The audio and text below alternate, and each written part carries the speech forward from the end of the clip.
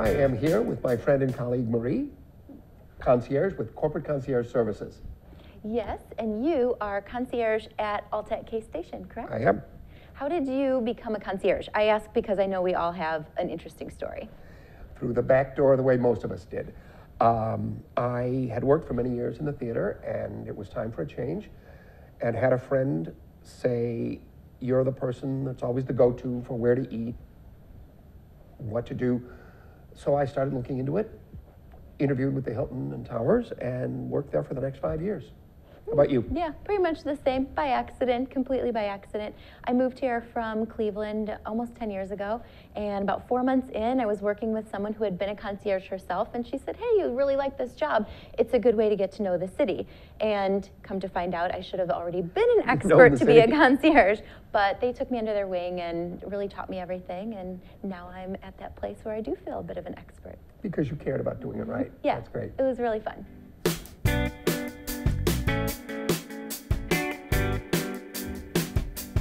So polar vortex, it's coming.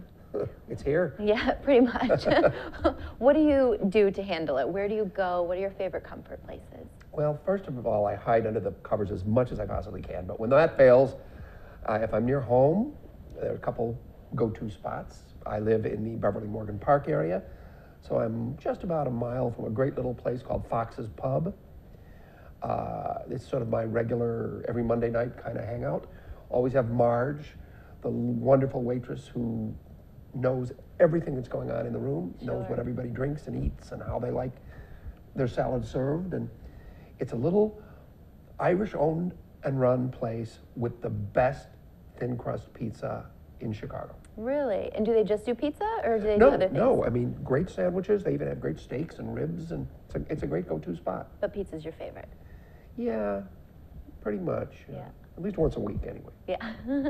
What about you? Where do you go? Well, I'm in the West Loop, as you know, and so I like to stay there because it's really blown up in the last few years. Even though I used to live there way before it was cool to live there, now it's really nice to know that I can go right around the corner and there's a ton of places to choose.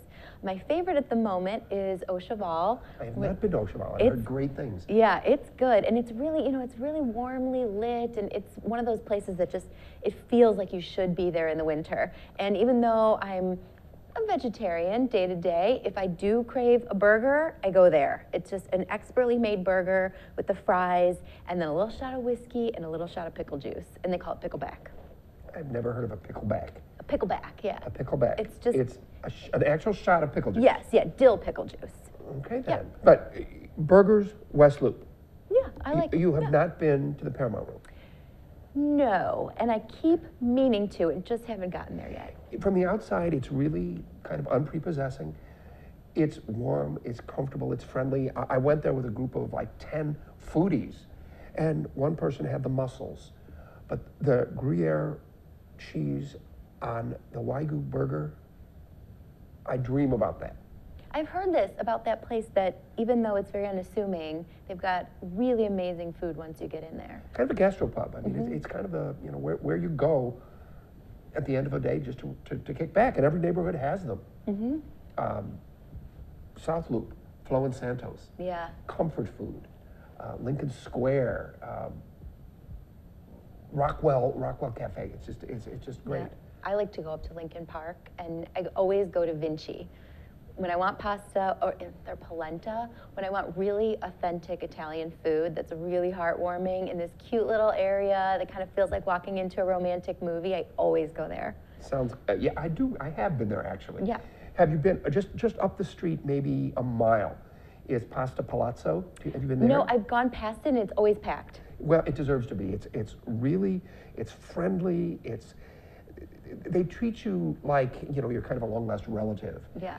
And every dish is made to order. They'll tweak the ingredients to your taste, a little spicier, a little less spicy, add meatballs, add chicken. Great comfort food. Well, you don't have to convince me. I could eat pasta any day. All right, today. We'll go grab your husband and we'll go. Okay.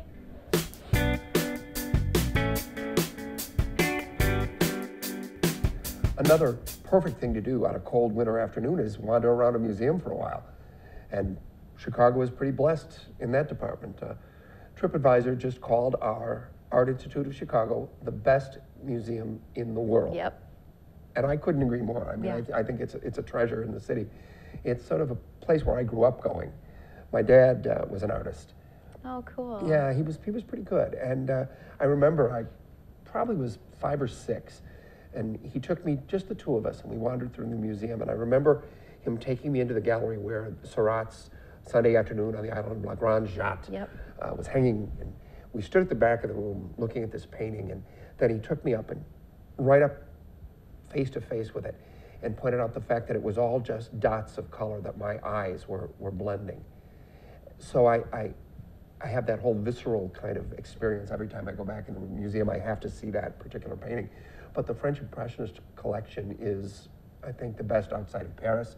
Great European collection, and of course, the new modern wing is incredible.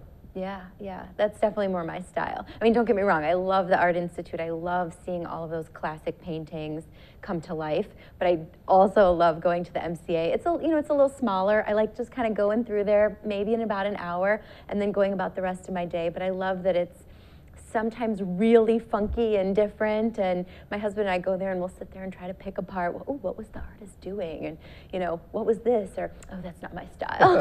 I know a lot of them. Yeah. What was the artist thinking? But Yeah, but it's fun, and you can go through even some of the smaller museums. It doesn't have to be a whole big long day, Right. Where you buy a ticket and spend the whole day there. You can just kind of go through, learn a little bit of history, a little bit of new information, and then go see other things Chicago has to offer. Well, every ethnicity, certainly. There's the Balzaicus Lithuanian Culture Oh, yeah. Museum, and the Mexican Fine Arts Center, the Holocaust Museum in Skokie. I mean, there's just on and on. I mean, you couldn't run out. Yeah, I don't think people realize what a laundry list of museums we have. There's Absolutely. always something new to see.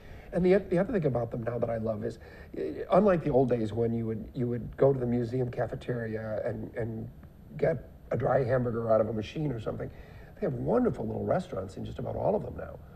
I love Terzo Piano at the Art Oh, yeah. Institute. It's just amazing. Yeah, and then at MCA also, they have Wolfgang Puck, which is great food.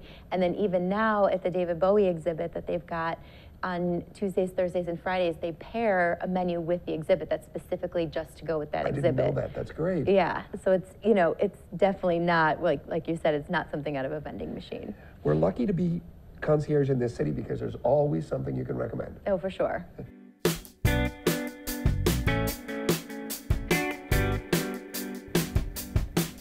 So I don't know about you, but with the holidays coming up, I think it's a good time to do more classic Chicago things. The holidays are about tradition, for Yeah, sure. yeah. Absolutely. And I know you're a theater guy, right? I am. Yeah. What's your favorite theater?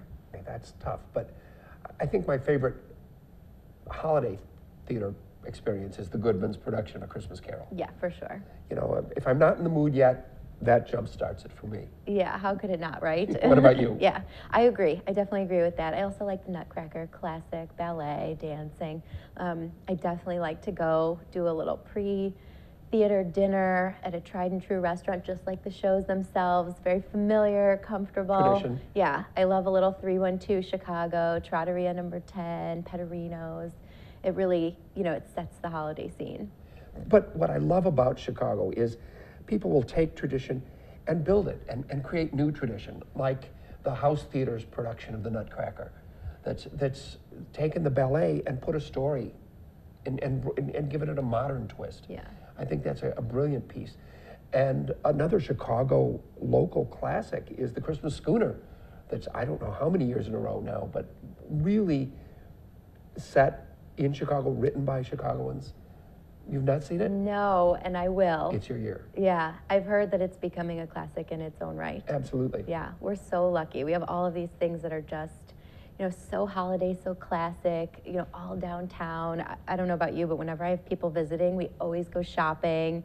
We do the windows on Macy's and all these people huddled around in the cold just to see the little stories window by window with the elaborate decorations. I don't think I've ever seen any other store that does that whole animated full story. Yeah, I don't think so. It's Pretty phenomenal. Yeah, and that's just the outside. And then you walk in and it's, these floors upon floors of decorations and lights and music and Fabulous a big tree. architecture.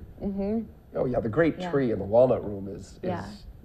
another great tradition. Lunch, the pot pie at the Walnut Room. That's Christmas. Brings you back, yeah. I don't know about you too, but I like going to Chris Kindle Market right around the corner, because you get the department store, which is fun, but then those little vendors and the glue vine, you get the little souvenir mug and drink the hot wine. It's so fun. And buy every little stocking stuffer on your list, because there's more wonderful little unique things at the Chris Kindle Market. Yeah, absolutely. All classic Chicago. And then spend the rest of the afternoon doing the traditional shopping on North Michigan Avenue.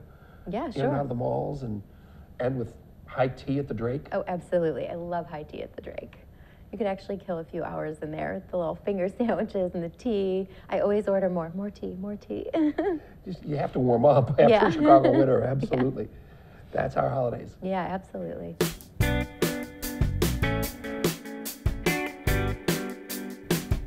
So one of the first bits of advice I got as a new concierge was to find a way to grant every request. Never say no. Find a way to make even the strange requests happen. Yes, exactly. Never say no. And you had them as well, I'm sure. Of course, of course. What's your favorite? There's one story that always comes to mind whenever people ask me a similar question like that, and I just call it the scavenger hunt, because I'm not really sure what else to call it, but it was 6 distinct gifts that this one person wanted, and of course within a matter of hours, and each one had multiple components, and I'm guessing that they were kind of inside jokes, because each one had little different components, like for example the money tree. I had to find a cherry blossom tree, a game of Monopoly, take the money out, tie it to the tree, and there was the money tree. There was children's games, there were souvenirs, there were all kinds of things in there, and these little personalized cards that went with each. So, of course, don't say no.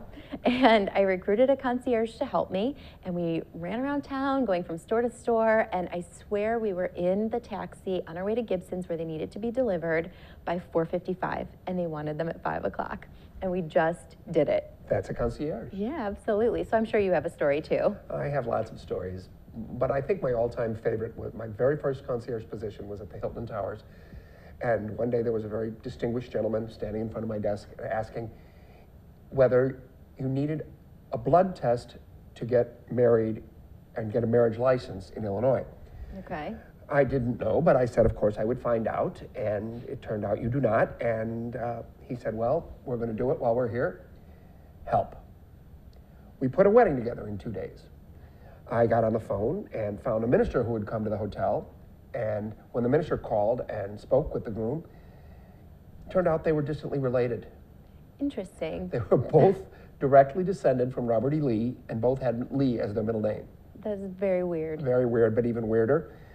The bride was there as the groom's guest. She was not an attendee of the convention, so she didn't really know anybody else. So she came to my desk and very sheepishly asked if I would stand up for her. So she wanted you to be wedding planner and bridesmaid, groomsman? Well, I don't know what you call it, but she actually said, I can't wait to show my girlfriends back home photographs of my bridesmaid. Wow. And so they just got married and you helped them and they ran off together? And we still exchange Christmas cards every year. Oh, that is very sweet. Absolutely. It all comes from never saying no. Yeah, exactly.